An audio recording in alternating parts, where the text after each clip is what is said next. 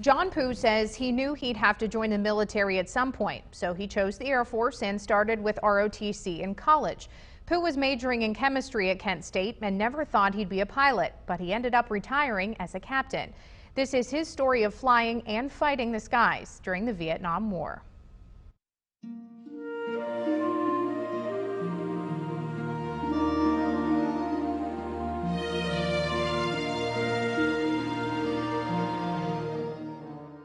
Do you miss flying? Yeah. Yeah, it's days like today. On a clear day, John Puch says he misses flying. But while he was serving during the Vietnam War, he had to take off no matter what the weather. The first time I was there, I had about 35 missions. And all told, I had about 180 missions, counting the ones when I flew out of Thailand up North Vietnam and Laos. He didn't always think he would be a pilot, but once Puch went to training, he had his sights set on flying a fighter. It turned out the assignment was for the back seat of the F-4. I thought, oh man, I don't like that idea. And started phone calls to down at the base that they had the F-4s, and they said, well, they expected you to have to be in the back seat for about a year.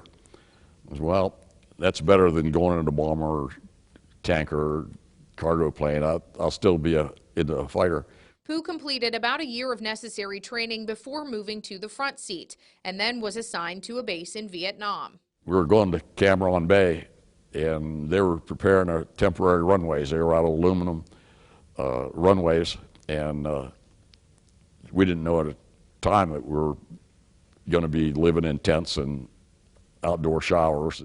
Many of Puch's missions were to support troops on the ground, often at key moments during the war. We don't really know a lot of times who we're supporting on the ground. We don't know whether it's the Marines or the Army or who we're supporting. But for some reason, we knew that was the first CAV, and that was the first time they met the North Vietnamese regulars. When he was not flying missions, Puch spent a lot of time studying combat reports and gathering as much intelligence as he could. He says he felt a great responsibility to do his job and do it well. I always thought about that as, hey, I'm supporting those guys, and if I can't find a target, I haven't done my job. And you feel bad when you work for an hour and a half and along the Ho Chi Minh Trail and you can't find any worthy targets. And it's like you're not doing your job.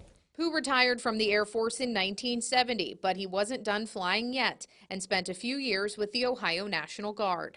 When I got out, I thought, well, they gave me all this training. I might as well see if I can help out if we have an emergency. At least I'll be on call. Puch was awarded 2 Distinguished Flying Crosses and multiple air medals for his service. If you would like to hear about the events leading to these honors, you can visit our website, that's WTRF.com. Click on the Veterans Voices tab and watch a digital exclusive.